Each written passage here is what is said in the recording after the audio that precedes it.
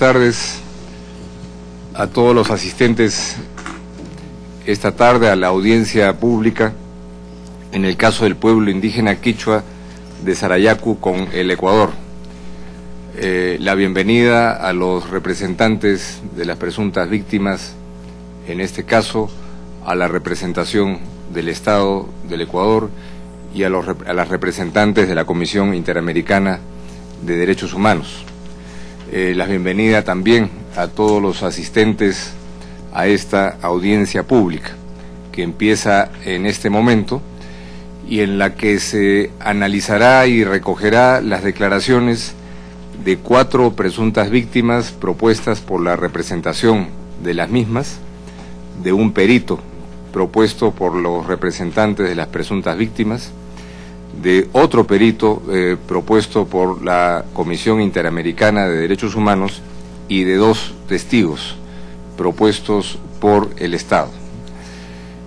Muchas de las personas que están aquí presentes no han participado con anterioridad en otra audiencia de la Corte Interamericana de Derechos Humanos, por lo que voy a darle 2 minutos para explicar cómo es que esta audiencia se desarrolla, ¿no? Inicialmente vamos a escuchar una presentación introductoria que debe hacer la Comisión Interamericana de Derechos Humanos, que es quien ha presentado este caso para que la Corte tome una decisión, quien presentará los fundamentos centrales de por qué consideran que este caso debe de ser conocido y resuelto por la Corte Interamericana de Derechos Humanos. Podemos regular ese volumen, está un poco fuerte, ¿no? Entonces es, en primer lugar, la presentación introductoria a cargo de la Comisión Interamericana de Derechos Humanos. Luego vamos a pasar a recoger las declaraciones de los testigos, de los peritos y, por supuesto, en primer lugar, de las presuntas víctimas. Esas declaraciones se basan principalmente en las preguntas que hagan los representantes de las partes. En el caso de los peritos, antes de proceder a las preguntas, ellos o ellas pueden hacer una declaración inicial con los aspectos esenciales del peritaje que la Corte les ha solicitado. Estas declaraciones de presuntas víctimas, testigos y peritos van a desarrollarse en la tarde de hoy y en la mañana de mañana jueves.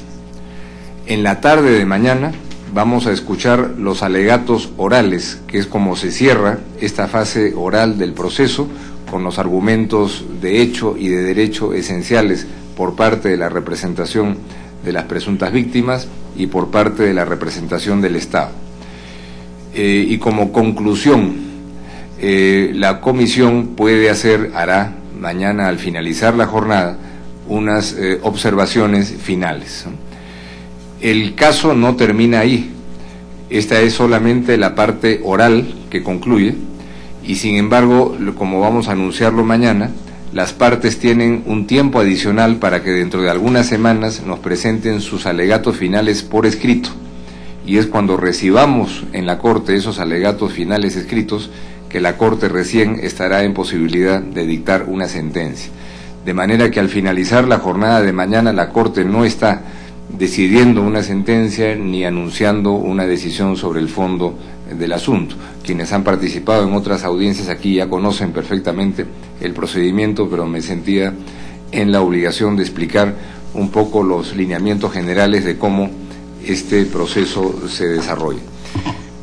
Con esa introducción le voy a pedir al señor secretario que nos haga algunas precisiones importantes sobre quiénes son las personas que representan a cada una de las delegaciones, después de lo cual iniciaremos la audiencia ya sustantivamente con la primera presunta víctima y sus declaraciones. Señor secretario, le doy la palabra.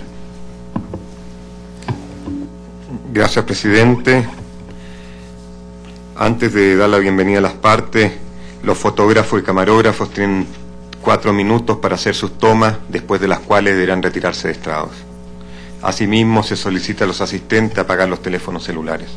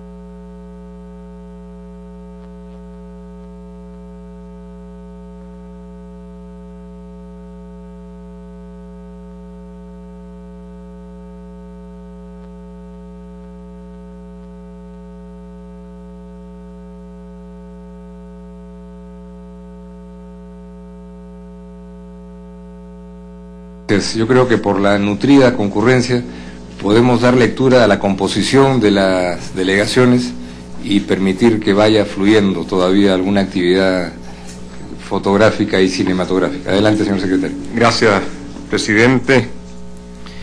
Se da la bienvenida a la Comisión Interamericana de Derechos Humanos, quien está representada por la señora Luz Patricia Mejía, comisionada, y por la señora Carla Quintana, abogada de la Secretaría Ejecutiva de la Comisión Interamericana. Asimismo, se da la bienvenida a los representantes de las presuntas víctimas, los señores José María Hualinga Montalvo, presidente de la comunidad Sarayaku, Mario Melo, y Viviana Kristisevich y Gisela de León de Segil. Asimismo, también están los miembros del pueblo indígena Quichua Sarayaku, que está presente en esta audiencia, los señores Heriberto Benedicto Hualinga Montalvo, Franco Tulio Viteri Hualinga, Hernán Malaver, Jorge Malaver, Sandra Hualinga, Bolívar Luis Dagua Imunda, Sabinet Bouchat, Catalina Santi Hualinga, Carlos Wilfrido Carrasco Castro, Clever Francisco Sando Mitiap, Carlos Santiago Mazabanda Calles, Cristina Corina Hualinga Cuji. De igual manera se da la bienvenida a los señores representantes del Estado de Ecuador, señor Eric Robert Garcés, agente, Alfonso Fonseca Garcés, agente alterno, Dolores Miño Huitrón, María Alcine Ojeda y el coronel Rodrigo Braganza, asesores.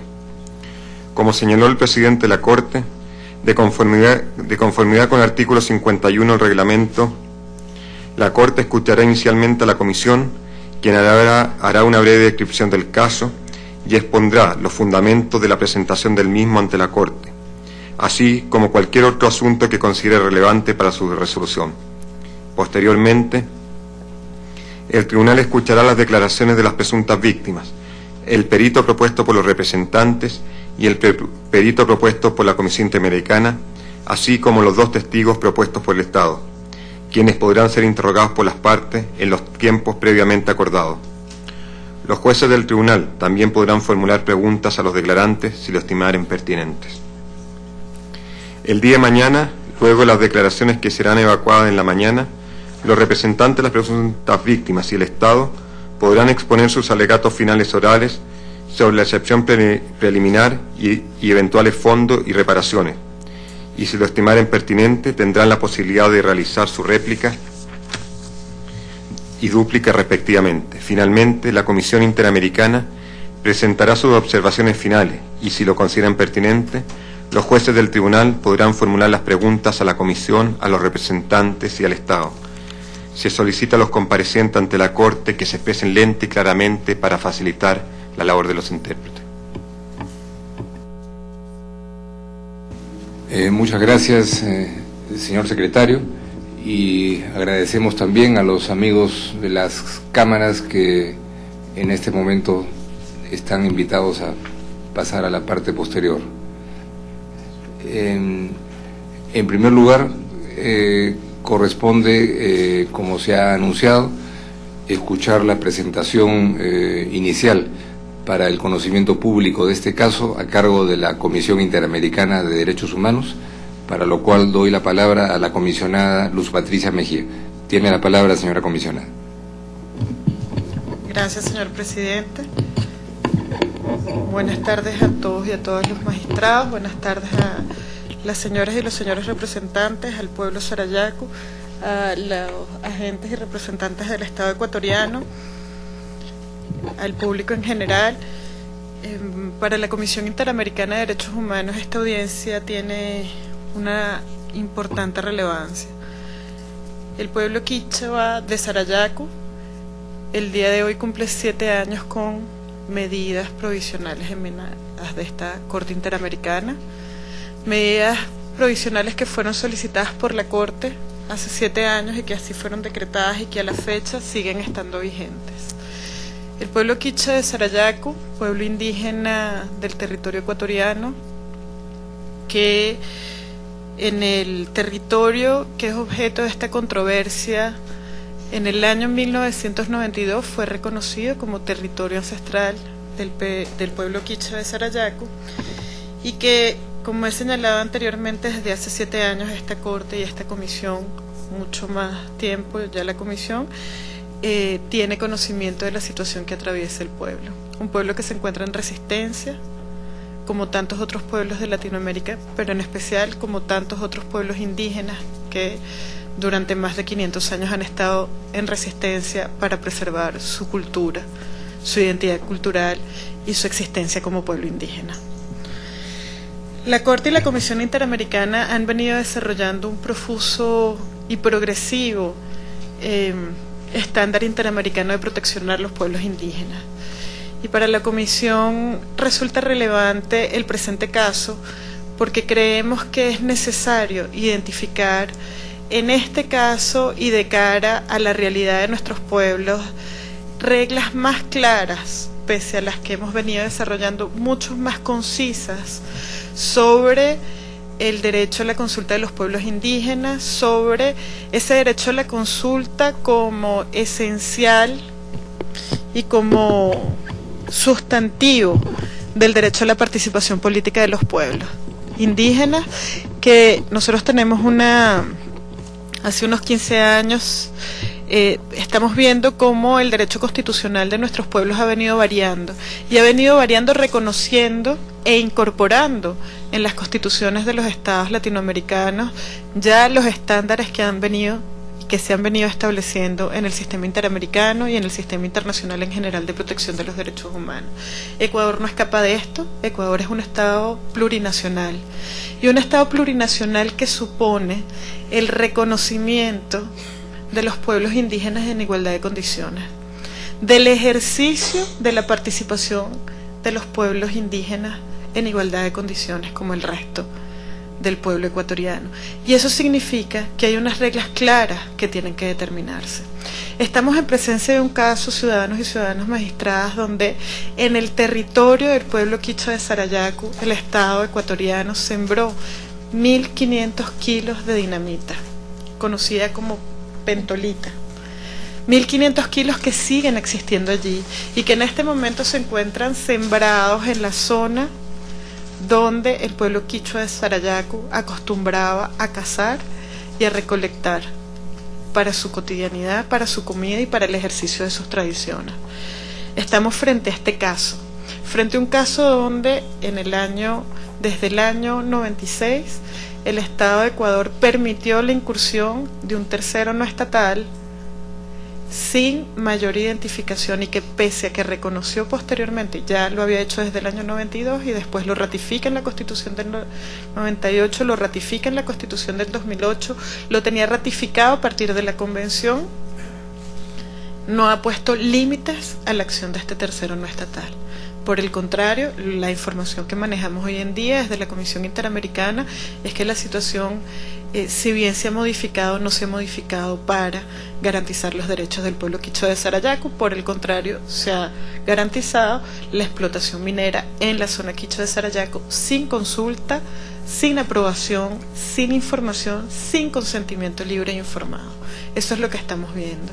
Estamos viendo que existe todavía un tratamiento que tiene que ver con anclajes que tenemos desde hace 500 años, que es permitir entrar al territorio indígena sin que pase nada y sin que haya consecuencias, y donde es el pueblo quichua de Sarayaku el que se ha visto en la necesidad de responder en defensa propia, no solo de su integridad sociocultural, sino de su propia existencia.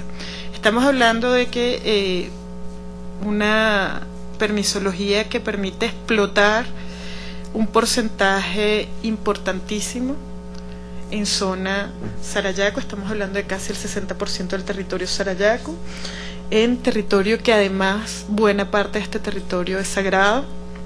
Estamos hablando de que no ha habido, como señalé anteriormente, ninguna consulta, no ha habido ningún ejercicio por parte del Estado ecuatoriano para plantearle al pueblo quichua de Sarayaku si está de acuerdo con lo que hace. De acuerdo a la información que maneja a la fecha la comisión, información que no ha sido refutada por parte del Estado ecuatoriano, los pocos ejercicios que se hicieron para informar, que no es consultar y no en los términos de los estándares interamericanos, estuvieron marcados por el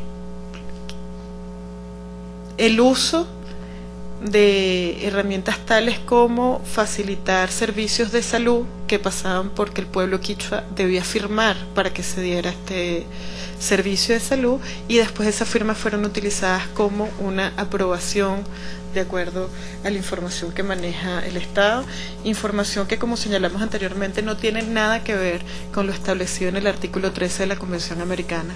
Por el contrario, nosotros hemos mantenido y mantenemos en este caso que estamos hablando de un derecho a la consulta que nace del derecho a la propiedad, bastante desarrollado por la Corte Interamericana, y que parte de la base también del derecho a la información establecido y suficientemente desarrollado también por los estándares interamericanos de esta Corte.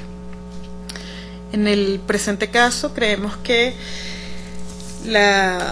el Estado es consciente de sus obligaciones. Sin embargo, a la fecha, como digo, tenemos 7 años con medidas de esta Corte, no ha habido ningún cambio. Hoy está aquí el pueblo reclamando derechos que les son propios, derechos que tienen que ver con su integridad sociocultural, derecho a conservar, a reforzar sus propias instituciones políticas, jurídicas, económicas, sociales y medioambientales, derecho a la identidad cultural que ha sido suficientemente desarrollado y que tienen que ver con ese derecho a la propiedad, ese derecho a la información previsto en el artículo 13 y ese elemento sustantivo de la democracia real y participativa para los pueblos indígenas.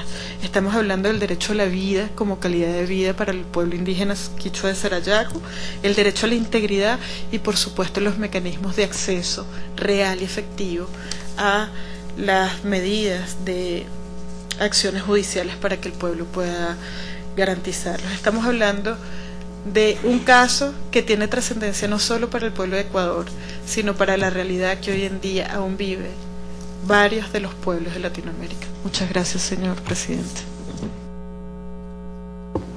Muchas gracias, señora comisionada, por la introducción sustantiva del caso para esta audiencia pública. Seguido lo cual le pido al señor secretario que se sirva a llamar a la primera declarante, a la primera presunta víctima, para que se incorpore a esta audiencia. Señor secretario. Gracias, presidente. Patricia Hualinga.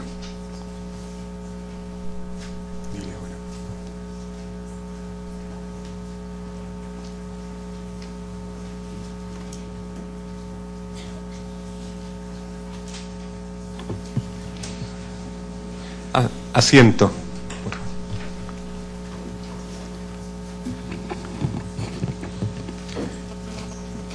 Buenas tardes.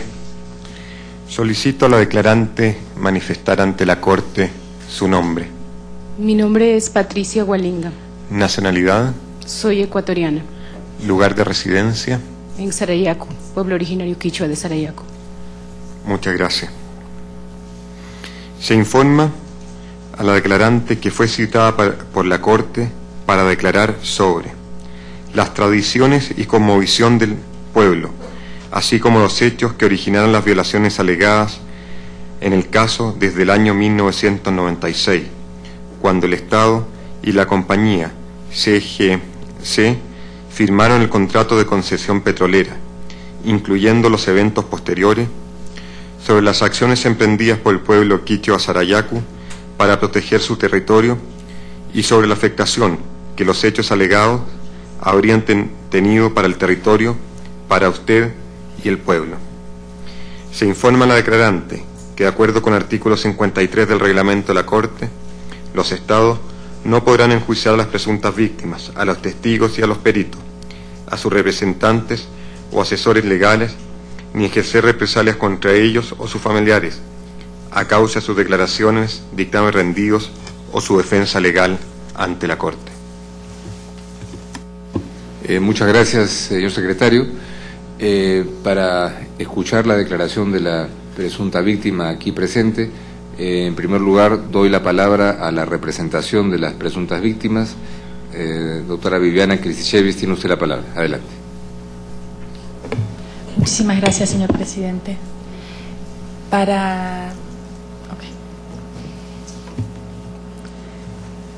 Estimada Patricia,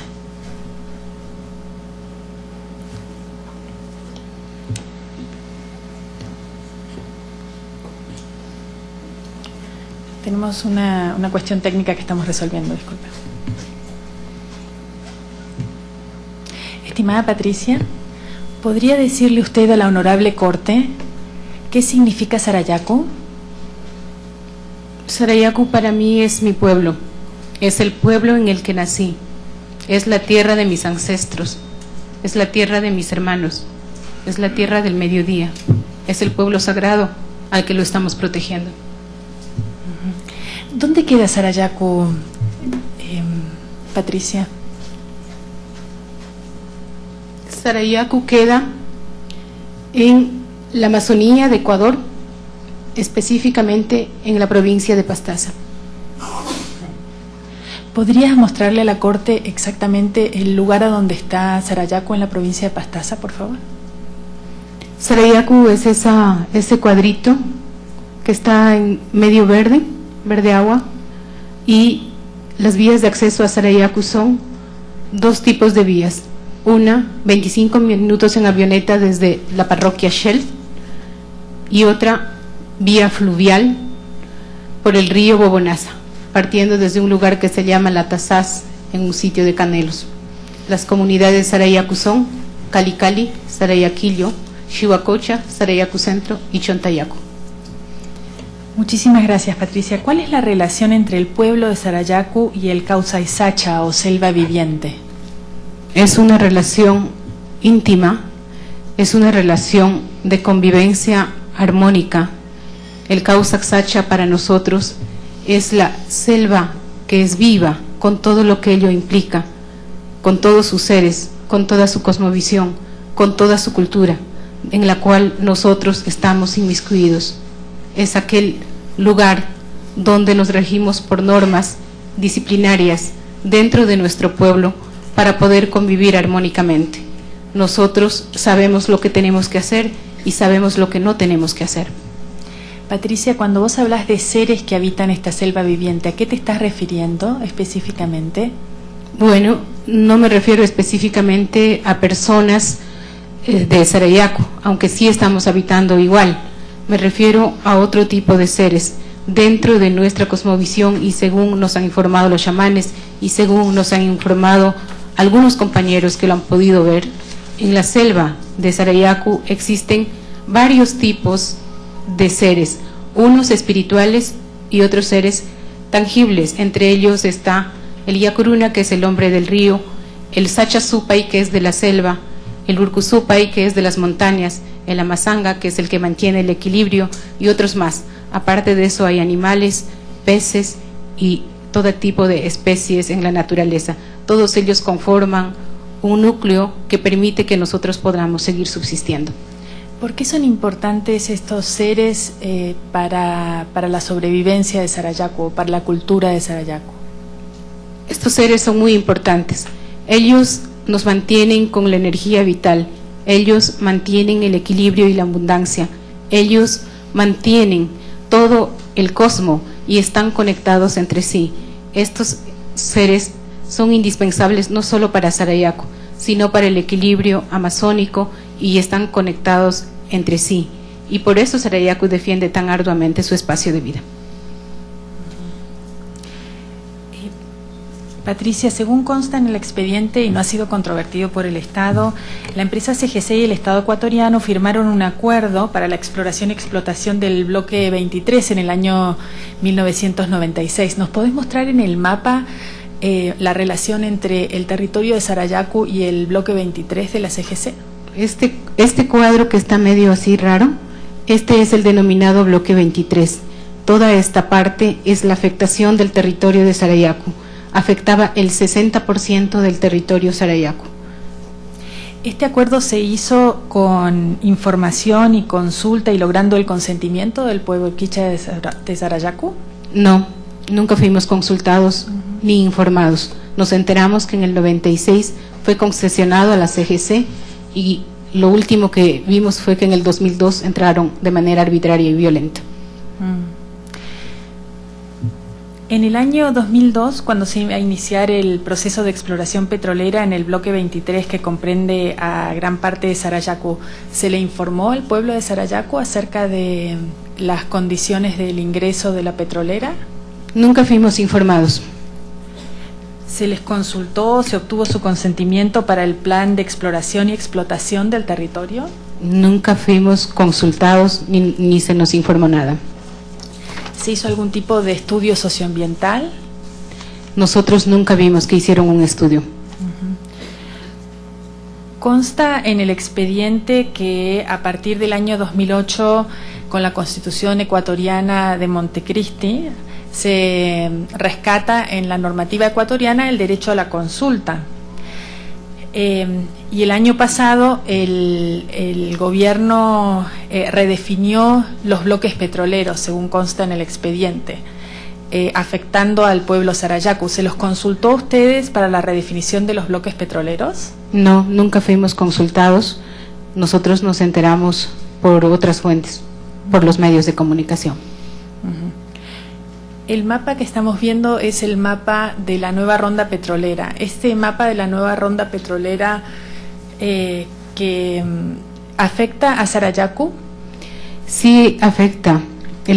Sería el nuevo bloque 23. La nueva ronda no solo afecta al territorio Sarayaku, afecta a toda la región amazónica del centro-sur de Sarayaku y a otras nacionalidades, como Achuar, Andoas, Quichua, Xiviar, Shuar, Huaurán y Zápara. ¿Usted sabe si se consultó y se obtuvo el consentimiento de Sarayaku para el inicio de esta ronda petrolera? No, no hemos sido consultados. ¿Se realizó un estudio de impacto socioambiental? Tampoco hemos sabido algo de que hayan hecho estudio de impacto ambiental, socioambiental. Patricia, volvamos al año 2002. ¿Dónde trabajabas en esa época? Yo era la primera gerente del Ministerio de Turismo en la región amazónica. Del expediente consta que Sarayaku en esa época se opuso a la exploración y explotación petrolera de su territorio. ¿Podés explicarnos cuál fue tu rol en esa resistencia a la exploración y explotación petrolera? Sarayaku lanzó un llamado de auxilio a todos sus miembros. Estaba por acabarse un gobierno y empezar otro. Tuve que renunciar e incorporarme al equipo que estaba informando en la ciudad de todas las violaciones que estaba sufriendo Sarayaku. Me incorporé para que la gente de afuera pudiera conocer, ya que Sarayaku, como lo ven, está muy lejos de los accesos, tanto de los medios de comunicación visibles como las carreteras. Solo se puede entrar en avión y vía fluvial. Estuve en la ciudad. Patricia, ¿por qué Sarayaku como pueblo se opuso a la exploración y explotación petrolera en esa época? Sarayaku había visto toda la desgracia que había ocasionado la explotación petrolera en otras zonas. Había visto todo lo que pasaba en el bloque 10 y todas las divisiones que estaba ocasionando. Había visto toda la depredación en el norte del país, Lago Agrio, Coca. Y aparte de eso, sabía que parte de su subsistencia dependía de la defensa de su espacio de vida y territorio. Como dirigente de Sarayaku, ¿nos podés contar algunas de las acciones que vos tomaste y que tomó la dirigencia de Sarayaku para reclamar el respeto a su territorio? Golpeamos todas las puertas de los ministerios. Hablamos con el en ese tiempo presidente Lucio Gutiérrez. Tratamos de explicar cuál era nuestra posición, por qué no queríamos que ingrese la petrolera, pero nunca fuimos escuchados. Más bien, recibimos toda la persecución, la burla de todo el mundo.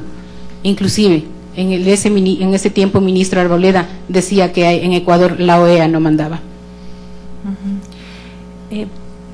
¿Podrías contarnos si los dirigentes de Sarayaku sufrieron algún tipo de hostigamiento o amenazas como consecuencia del desempeño de su trabajo de cabildeo en defensa del territorio? Sí, teníamos todo tipo de amenazas. Había 1 hora de programa radial para desprestigiar nuestra dignidad desde la ciudad.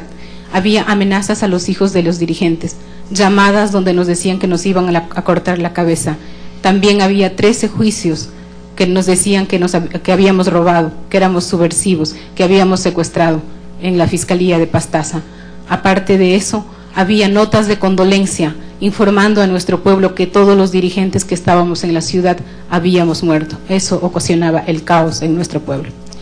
Patricia, ¿qué consecuencias tuvieron las acciones de criminalización de los líderes de Sarayaku? Nos enfrentamos a juicios en la ciudad de Puyo. Pudimos probar nuestra inocencia. El Estado nunca pudo probar todas las acusaciones de las que fuimos objeto. ¿Sabés si existieron investigaciones sobre las amenazas y hostigamientos que sufrieron los líderes? Pusimos todas las denuncias de todos los actos de violencia que habíamos sufrido, pero nunca tuvimos un resultado al respecto.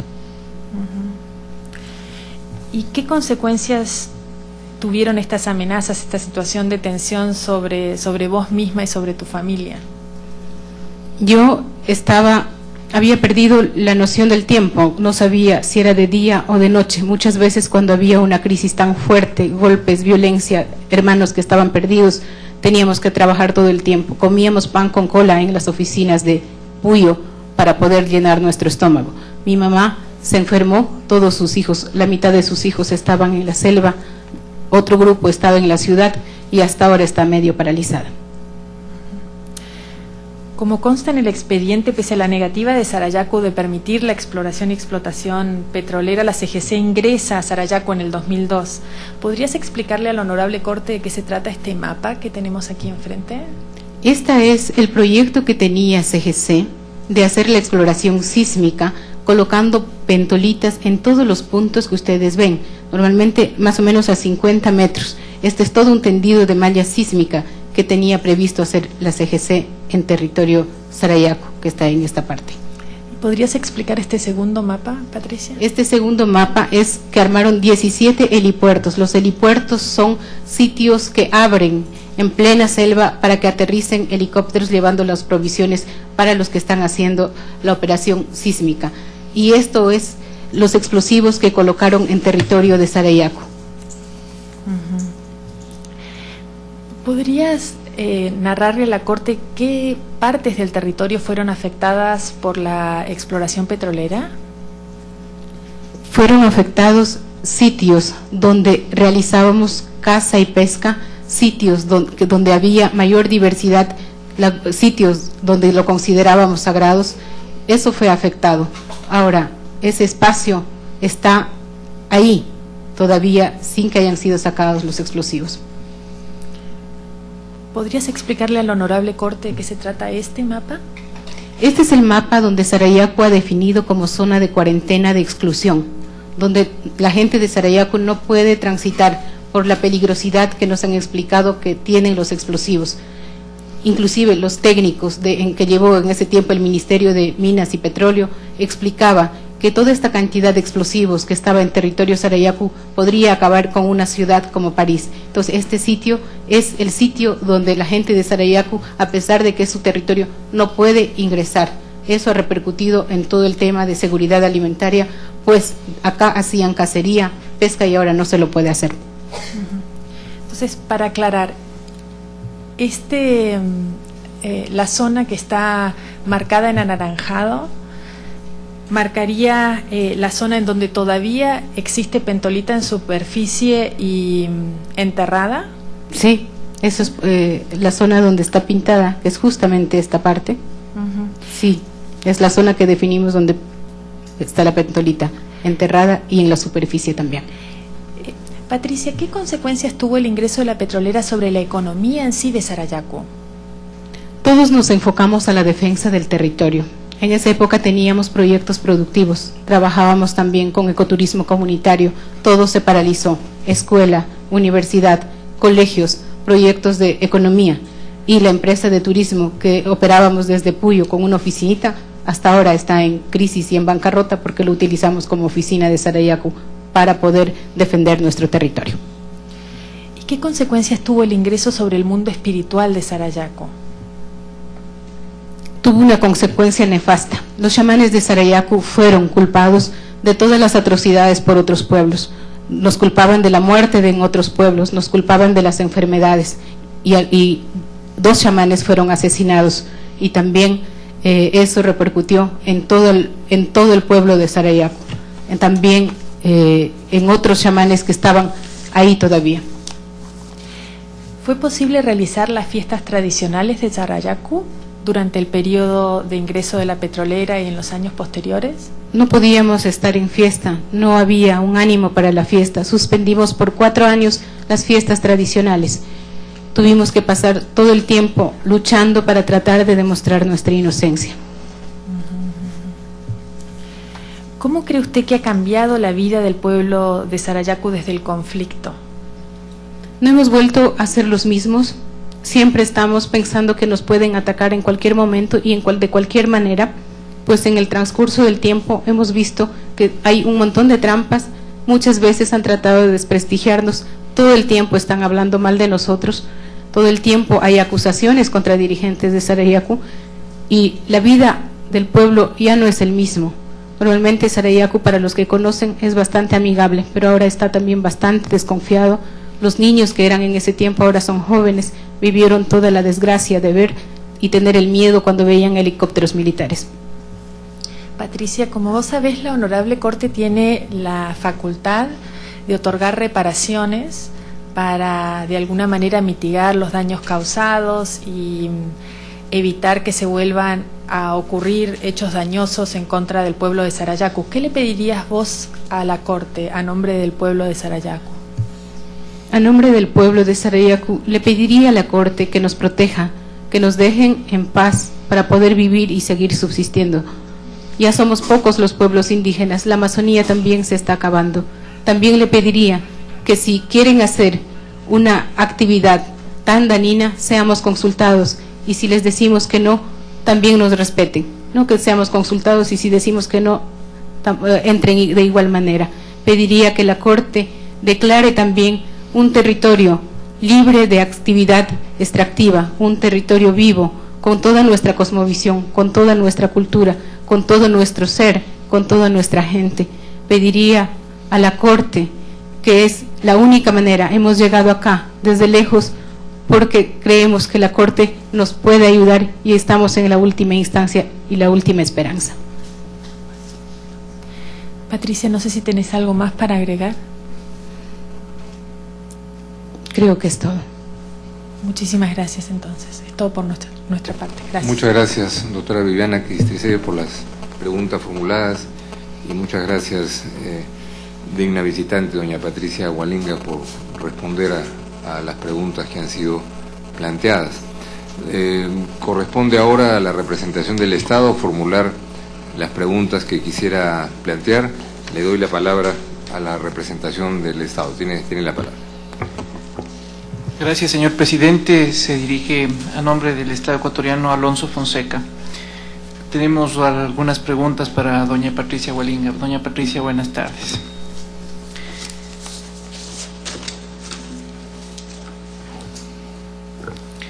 ¿Conoce usted, doña Patricia, acerca de las disposiciones constitucionales que reconocen y garantizan a las personas el derecho a transitar libremente por el territorio nacional y a escoger su residencia? Sí, sí lo conozco. ¿Podría mencionar cuál es su apreciación sobre esa disposición constitucional? ¿Qué quiere decir eso? Mi apreciación sobre ese punto, Sí. pues que el ecuatoriano puede transitar libremente en el territorio de Ecuador. Correcto. Y nosotros queremos adicionalmente presentar estos otros requerimientos. Para el año 2005, el requerimiento más importante para la comunidad de Sarayaku era la salida de la petrolera CGC. Para el año 2006 y 2007 era el retiro de la pentolita superficial. Si la petrolera ya no se encuentra más en el Ecuador y existe ya el proceso de retiro completo de la pentolita superficial, ¿por qué cree usted que persiste la controversia con el pueblo indígena de Sarayaku? ¿Usted vio el mapa? Sí. La 10ª ronda de explotación petrolera que lo está haciendo el gobierno nacional? Me gustaría que nos ayude contestando la pregunta que le hice, porque entendemos que la honorable Corte tendrá un momento de réplica y dúplica y posiblemente sea en ese momento en el que pueda haber una retroalimentación en cuanto a las preguntas. Deberíamos tal vez dejar a la señora declarante que formule su respuesta en los términos que considere apropiados, ¿no? Si la respuesta es una pregunta, está dentro de su derecho. No sé si hay algo más que todavía quiera responder a esa pregunta. No, hasta ahora el gobierno no nos ha consultado cuando ha hecho la nueva reestructuración del bloque 10, que afecta también el territorio de Sarayaku. Se anuncia una nueva ronda de licitación petrolera en todos los territorios indígenas y también Sarayaku, y nunca se nos ha informado por parte del Estado ecuatoriano ni de los gobiernos. Así que la amenaza persiste. Tampoco nos fuimos informados de que se había terminado el contrato con la CGC. Puesto que el objeto de la declaración suya es bastante amplio, la honorable Corte encontrará también que las preguntas se refieren a un variopinto muestra de situaciones. Si para ustedes existió un daño ambiental para el pueblo indígena de Sarayaku, en el área que se realizó el proceso de búsqueda, retira y destrucción del material explosivo, ¿por qué razón, luego de 7 meses de ese intenso proceso en que el Estado invirtió recursos humanos y materiales, se hicieron varias peticiones, nuevas peticiones de nueva búsqueda y se hicieron constantes modificaciones de las rutas originales? Porque en todo el transcurso de la búsqueda, según la información que nosotros tenemos del mismo Estado y de la misma empresa, y se nos explicó, había 150 kilogramos de explosivos en la superficie y 1.400 kilogramos de pentolita enterrado en el territorio. El Estado, a través del Grupo de Intervención y Rescate, solo sacó 14 kilogramos. Vimos que la situación no estaba siendo efectiva y que se tenía que ser efectiva la disposición de la Corte a través de las medidas provisionales. En las declaraciones anteriores que usted hizo, mencionó que no existían actividades ecoturísticas de desarrollo. En el cumplimiento de las medidas provisionales que el Estado... Perdón, doctor Fonseca, ¿hay una objeción de qué se trata? No, perdón, ella no. El señor Fonseca debería tratar de formular las preguntas de manera que sean claras, porque aún a mí me cuesta entender parte de lo que dice, porque le hace preguntas de carácter legal a la testigo, que no es abogado, le hace preguntas sobre cuestiones de hecho en las que mezcla tantos temas que induce a la confusión. Entonces yo le pediría claridad, y en esta última pregunta lo que está diciendo el ilustre representante no fue sostenido por la señora. Creo que está grabado. El ámbito de temas que está sujeto a la declaración de la señora Hualinga es efectivamente amplio, pero creo que para claridad de los participantes, de las partes y de la propia Corte, preguntas muy precisas para respuestas de la misma calidad creo que nos ayudarían a todos, de manera que lo rogaríamos, doctor Fonseca, que puede formular todas las preguntas que quiera dentro del tiempo disponible, de manera que se pueden subdividir en preguntas puntuales. Adelante. Muchas gracias, señor presidente. Creo que para todos está claro que el contexto que hizo la ilustre Comisión Interamericana de Derechos Humanos y el objeto de la declaración tan amplio como hemos reiterado, explica o muestra la posibilidad de exhibir datos o apreciaciones sobre los impactos que ha generado el proceso en Sarayaku, y uno de los impactos que los mostró claramente la señora declarante es el de que no existían actividades de desarrollo, o que estas actividades de desarrollo por parte del pueblo indígena de Sarayaku han sido limitadas al máximo, y que también la oficina de turismo que tienen en el Puyo no es utilizada para ecoturismo, sino para actividades más bien de carácter organizacional. La documentación que cuenta el Estado, y por eso este es un contexto simplemente para la pregunta, demuestra todo lo contrario, y por eso quisiéramos que nos pueda explicar por qué sí existe actividades ecoturísticas de desarrollo, lo está demostrando así los registros de vuelo que tenemos con parte del Estado y también los informes de las medidas provisionales. Yo le dije que en la época que hubo todo el conflicto, nosotros paralizamos todo tipo de actividad. Y eso creo que quedó muy claro. Una cosa es que estemos tratando de recuperarnos ahora y que todavía sigamos en bancarrota, porque debería haber el estado de cuenta de Papangu para saber si realmente tenemos ganancia después de haber paralizado por mucho tiempo la actividad.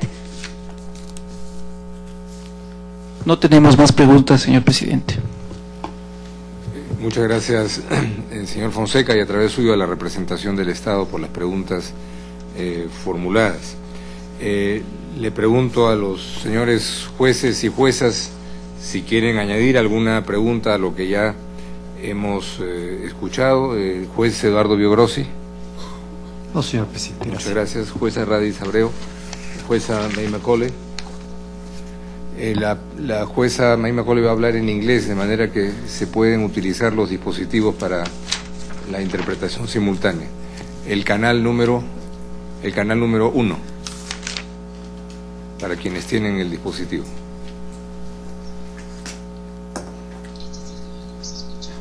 Sí.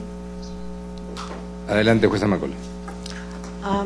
Yes, Madam Witness, I just wanted to ask you how many days it takes from the city to get to your territory by road. No hay carretera para el territorio de nosotros. Tenemos dos tipos de vía de acceso. Okay, by land. Es complicado, no hay camino. La vía más transitable es el río y se demora un día en canoa a motor y 2 días a palanca desde un punto que se llama La Tazás, que está muy cerca en territorio Canelos. So you can't go there over land at all? A veces se puede caminar, pero no hay caminos, o sea, habría que ir desbrozando un poco, buscando un camino a la orilla del río. Pero es un esfuerzo bastante grande. Was there any time when you could not travel to your territory by river, by the river, during these troubles? Hubo bastante tiempo que no pudimos transitar por el río. Habían puesto a las comunidades vecinas en contra nuestra, habían hablado tan mal y nos cerraban las vías de acceso, tanto en Canelos, y había el ejército que estaba en Jatumolino que también había puesto cadenas en el río, en la parte sur del río Bobonaza y al norte también. Nuestra única vía de acceso que pudimos mantener fue el aéreo. And you always had access by air? Lo que pasa es que vía aérea es muy costosa. Se alquila un taxi aéreo que lleva 5 pasajeros y otro que lleva 3. Entonces el de 5 pasajeros está aproximadamente a $300 el vuelo y el de 3 como a 200. Entonces es un esfuerzo, tenemos que mover bastante cuando hay emergencias para poder sacar enfermos a la ciudad. Sí es complicado, no es fácil. Thank you. Muchas gracias, jueza Macaulay. Juez Ventura Robles. No, señor presidente, muchas gracias. Muchas gracias, señor juez. Juez Leonardo Franco. Muchas gracias. Muchas gracias, doña Patricia Hualinga, por haber concurrido a esta audiencia a responder a las preguntas que le han sido presentadas. Usted puede incorporarse al auditorio ya que han concluido su declaración. Más adelante, como fue coordinado ya entre la representación de las presuntas víctimas y el Estado y con asistencia de la Comisión Interamericana, doña Patricia nos va a ayudar con alguna interpretación, traducciones a representantes del pueblo sarayaku que se expresarán en quichua, de manera que la vamos a tener nuevamente aquí en el estrado dentro de un momento. Le agradezco entonces nuevamente y puede usted unirse al auditorio, y le pido al señor secretario que se sirva llamar al siguiente declarante, que es el primer testigo propuesto por el Estado. Señor secretario. Gracias, presidente. David Hualinga.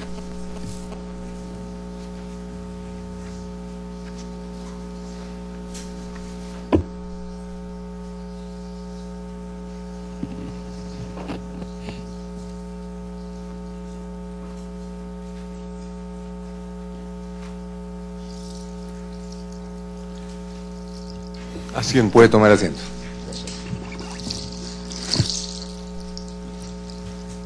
Buenas tardes. Les solicito al señor testigo manifestar ante la Corte su nombre. David Hualinga Hualinga. Nacionalidad. Ecuatoriano. Lugar de residencia. Ahora, Sí. en la provincia de Pastaza. Muchas gracias. El testigo deberá limitarse a contestar clara y precisamente la pregunta que se le formula.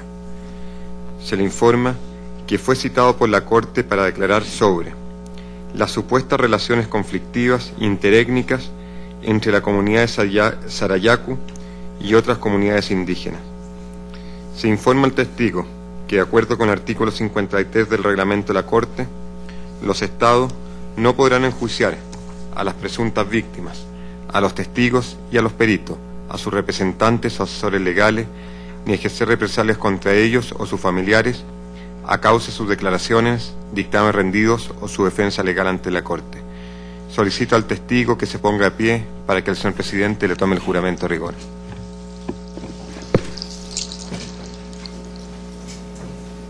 Señor testigo, ¿jura o declara solemnemente que dirá la verdad, toda la verdad y nada más que la verdad?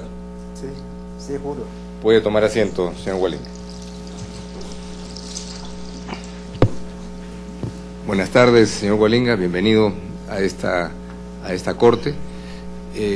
Vamos a proceder a que las partes formulen sus preguntas. Quien lo ha propuesto a usted como testigo en este caso ha sido el Estado, de manera que le cedemos la palabra, en primer lugar, a la representación del Estado para que plantee las preguntas que tuviere. Señor agente Eric Roberts tiene la palabra. Muchísimas gracias, señor presidente, honorables jueces. Estimado David, muy buenas tardes. ¿Usted conoce que el Estado ecuatoriano en el año 92 emitió una declaratoria de adjudicación en favor, ¿me puede decir en favor de quién emitió esa declaratoria de adjudicación en el año 92? Pagracho manda apura con horas. Honorables Corte, ilustres jueces, amigos, autoridades aquí presentes. Aquí estoy solemnemente solamente para hablar de verdad. Si no se hace eso, Dios de los cielos juzgará a mi persona. Temo eso, temor tengo. Porque cualquier juez humano puede equivocar, pero la justicia de Dios en la tribunal de Cristo nadie jugará, toda mentira saldrá al aire. Temo eso. Por eso solemnemente, señores autoridades, declararé la verdad, con justicia y con razón. Verdaderamente agradecemos su pregunta, Eric. El doctor Rodrigo Borja Ceballos, presidente constitucional de la República, dio a las comunidades del río Bobonaza, son muchísimos. Canelos, una comuna muy grande de Quichua. La comuna Chapitón, la comuna Pacayacu, la comuna Sarayaku, la comuna Jatón Molino, la comuna Teresa Mama, Chubacocha, Mango Urco, Montalvo, Pucayacu, Morete Playa. Esas son comunidades de riberas de Bobonaza, comunidades quichuas. Allá están, más abajo están los achuaras y chuaras. Allá no me meto. Muchísimas gracias, David. En otras palabras, la declaratoria de adjudicación del 92 fue en favor de la comunidad del río Bobonaza. Así fue. De esta comunidad del río Bobonaza, lo que yo entiendo, es parte de esta comunidad del río Bobonaza, de la adjudicación, es parte Sarayaku, ¿no? Dígame usted cómo recibe la comunidad Sarayaku, hablando ya de la comunidad Sarayaku, no de las comunidades del río Bobonaza, las cuales fueron adjudicadas de este terreno, recibe apoyo por parte de diferentes entidades del Estado, así como también de cooperación internacional, y en qué han utilizado esos recursos. ¿Tienes tu conocimiento de en qué se utiliza o si recibe ayuda la comunidad Sarayaku por parte del Estado y de algún otro tipo de comunidad? Bueno, solamente lo que yo sé puedo declarar, resto no lo sé. Lo que sé es que ECORAI es una institución del Estado ecuatoriano donde tiene recursos para apoyar a las comunidades en mantenimiento de pistas, puentes, algún desarrollo para la seguridad alimentaria, ¿sí? Eso, una parte de eso, Sarayaku, la comunidad en se recibe, han hecho una mejora de sus pistas, porque es la única vía por donde puede sacar cualquier emergencia. Se ha requerido mejoramiento, el Estado o el ECORAI ha compartido con ellos. Uno más, que podía palpar mientras se ha viajado, lo que el Estado ecuatoriano, lo que la Revolución Ciudadana de nuestro presidente economista Rafael Correa está compartiendo con ellos, es a través de Midubi, o sea, dando su hábitat, aunque pequeño o grande, visto que la mayoría de nuestros compañeros, hermanos y amigos de Sarayaku han construido, lindo de ver, sus hábitats. Resto de pregunta que usted me hace, lo desconozco.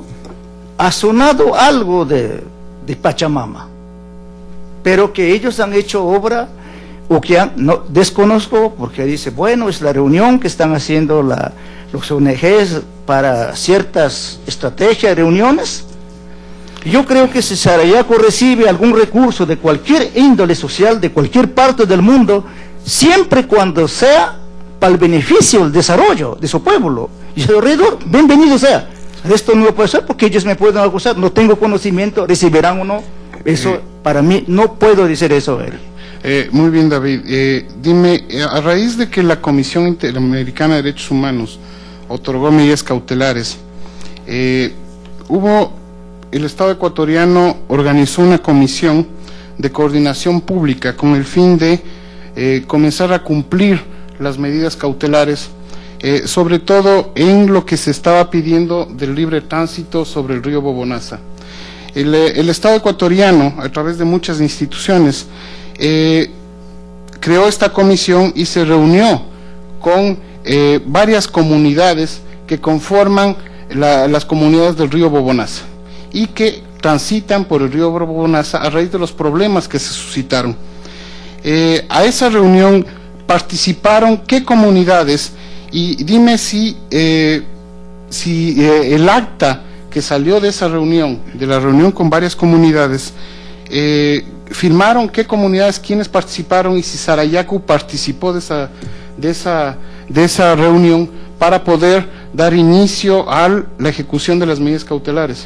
Verdaderamente sí, en la provincia de Pastaza, la capital, Puyo, se reunió la mayor parte con la comunidad de Canelos, Pacayacu, Chapetón, Jatón Molino y sus dirigentes ahí, para analizar, para que no existiera conflictos, algún impedimento en lo que es la navegación, porque siendo que la parte del río, una carretera, es de libre tránsito de cualquier persona. Se reunieron muy amistosamente para poder firmar ese convenio para que los de Sarayaku puedan transitar libremente. Se firmó ese acuerdo, pero los dirigentes de Sarayaku brillaron con su ausencia, no estuvieron. Al pesar de todo, para que la audiencia, para que los jueces, para que los que estamos aquí conozcan, de ese día en adelante hasta el día de anteayer, la canoa motorizada de la comunidad de Sarayaco, las 24 horas del día navegan libre y voluntariamente, son las mayores ocupaciones de motor fuera de borda que ocupan. Creo que tienen como 20, 30 canoas que transitan.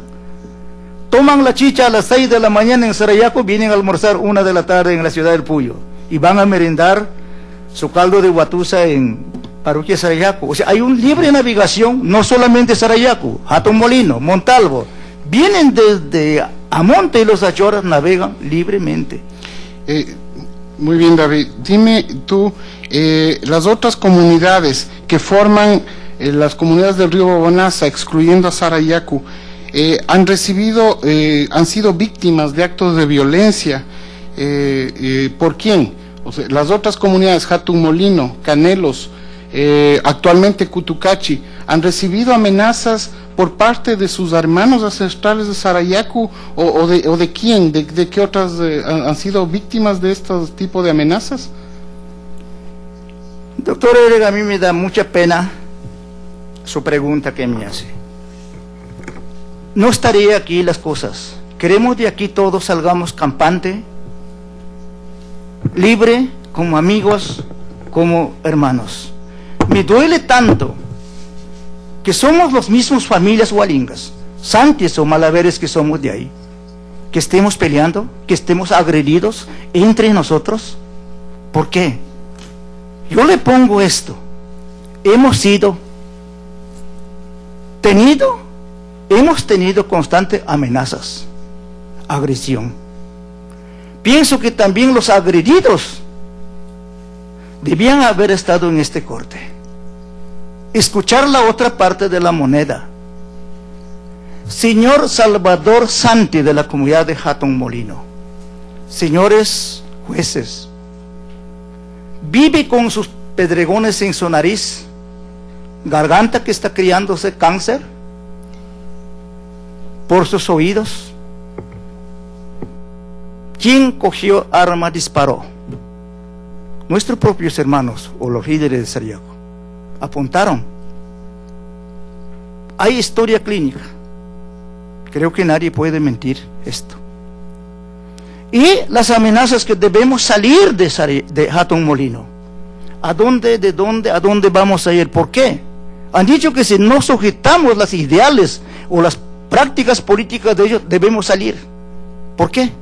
En Ecuador se practica la libertad de culto, la libertad de expresión, todo tipo de libertad. Hatun Molino estamos a 3-4 horas de Sarayaco, o sea, parte de la comunidad. Hatun Molino quiere decir el remolino grande, donde mis abuelos, donde nuestros tatarabuelos vivieron en esa zona. Estamos ahí, solamente buscando nuestro desarrollo. Si ustedes mañana fueran, van a encontrar un pequeño aeropuerto, una escuelita. No tenemos un colegio, estamos buscando la seguridad alimentaria, estamos buscando nuestro propio desarrollo ahí. Pero han dicho que tenemos que salir de ahí. Han tratado de borrar nuestras escrituras que legítimamente nos dieron la comuna de asentamiento tradicional Hatun Molino. Y que no soportamos eso, debemos ir. Honorables cortes, honorables ilustres, ¿a dónde vamos a ir? Es nuestra pregunta. No somos extraterrestres que hemos venido del cielo, somos parte de ese pueblo. Los hualingas hemos sido los fundadores. El abuelo Ramón Hualinga fue uno de los fundadores. Señores, por eso me llevo ese apellido cuadrado de Hualinga David. Hemos sido agredidos. Vemos en este siglo XXI la comunidad ancestral de Cutucachi. Señores, me da pena. Su hábitat, su vivienda fueron quemados. Espero que las autoridades ecuatorianas, internacionales, jueces, puedan comprobar lugar del hecho Y si eso es una mentira, señores jueces, yo no temo ir a la cárcel por mentiroso. Voluntariamente iría. Hoy viven algo inhumano, despreza, desiertas, pidiendo como proyecteros, como mendigos, algunas con niños. Salieron de ahí porque sus casas fueron incendiadas. Entonces me pregunta quiénes. Yo creo que el incendio en cualquier parte del mundo es un crimen, doctores. Y eso se está cometiéndose hoy en el siglo XXI. Eso tendrá que ser cautelosamente investigado y puesto. Hasta el día de hoy ninguna autoridad, sean nacionales o extranjeros, se han ido al lugar. ¿Por qué? ¿Por qué hay temor de ir allá? Ahí están las cosas hechas. Por tal motivo nosotros pedimos, señores autoridades, tanto para las comunidades de Jatumolino, de Chubacoche, de todo, señores, que también haya una defensa para nosotros, ¿sí?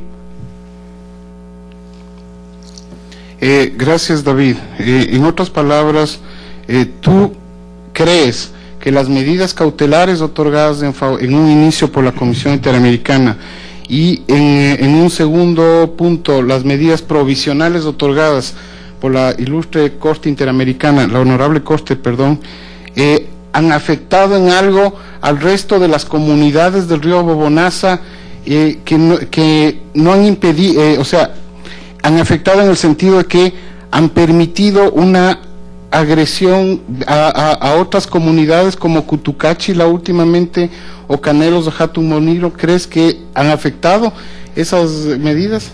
Sí, exactamente. Quiero suavemente hablar aquí, no estoy buscando ninguna rivalidad contra nadie, acusar contra nadie, serenamente hablarles a ustedes, ponerles verdaderamente, dice, nosotros los dirigentes de Sarayaku, nosotros podemos patear al perro, al gato, porque a nosotros la corte, las autoridades internacionales tenemos, nadie nos puede topar, ni la policía ecuatoriana ni el ejército ecuatoriano nos puede topar, podemos hacer lo que le da la gana. Entonces se sienten muy indefensos. Yo me recuerdo, Eric, y autoridades están cometiendo una barbaridad. Señor Telmo Hualinga, agredido, vive fuera de su comunidad, tal vez por buscar un trabajo. Entonces, yo creo que las autoridades internacionales deben conocer toda esa situación, investigar bien. Muchísimas gracias, David. El estado ha terminado, señor presidente. Muchas gracias, doctor Eric Roberts, agente del Estado, y muchas gracias, señor Hualinga, por sus respuestas. Le doy la palabra a continuación a los representantes de las presuntas víctimas. Doña Viviana Cristichevi tiene la palabra. Adelante. Muy buenas tardes, señor David Hualinga. ¿Firmó algún acuerdo usted con la CGC a fin de facilitar el desarrollo petrolero en la zona 23? Por favor, un poco más claro. Sí. Porque como tengo 70 años, soy un poquito viejo y sordo. Ah, bueno, entonces le hablo más fuerte, no sí, se más preocupe. fuerte. No se preocupe. Y no me enojo yo. No se preocupe. Mire, ¿firmó usted un acuerdo, con la CGC para facilitar la entrada de la petrolera para que la petrolera pueda explotar el bloque 23? Doctora, o no sé, no solamente yo, sino varias comunidades existentes en la zona, porque acabo de decir que no solamente Sarayaku, sino conjuntamente con las comunidades de Canelos, Chapitón, Pacayacu, Jatumolino. ¿Se firmó? Sí. ¿Por qué puede claro. llegar? ¿Sí? Porque hubo una consulta. ¿Y usted recuerda en qué consistía el acuerdo con la CGC? Acuerdo consistía en que ellos, por explorar algo, era una fase sísmica que iba a pasar, en ese iban a compartir junto con las comunidades algún desarrollo comunitario. Eso se decía. ¿Y se llegó a ejecutar el acuerdo que firmaron? ¿Se pudo hacer el acuerdo? Se empezó a trabajar, pero no se terminó la ejecución del trabajo. No se terminó. ¿Y qué impidió que ocurra eso? ¿Mandé? ¿Qué hizo que no se pueda terminar el acuerdo? ¿Que no se pueda hacer lo que se había planeado? En la comuna, en la comunidad, en la comuna de Canelos, la operación trabajó normalmente. Toda la operación, normalmente, con toda la tecnología de la punta, como se dice, normalmente. En la comunidad de Chapetón, la misma manera. En la comuna de Pacayaco, en la misma manera. Siguió trabajando. Sí. Ya se entró a la comuna, lo que es la parte de la comunidad. Ahí, realmente, las dirigentes de Sarayaco comenzaron a hacerles correr, porque a los que estaban trabajando, que sus propios, ningún otro extraño, son las comunidades de Canelos, de Chapetón, de Pacayaco, de Jatón Molino, y algunos jóvenes de Sarayaco mismo estuvieron trabajando en la trocha, ¿ya? Comenzaron a capturar, comenzaron a quemarse, incendiar los pequeños carpas que estaban puestos. Inmediatamente suspendió la operación. Y la compañía salió, abandonó el lugar. ¿Y usted cree que esta falta de avance en la ejecución del acuerdo con las distintas comunidades y la oposición de Sarayaku a la entrada de la petrolera generó tensión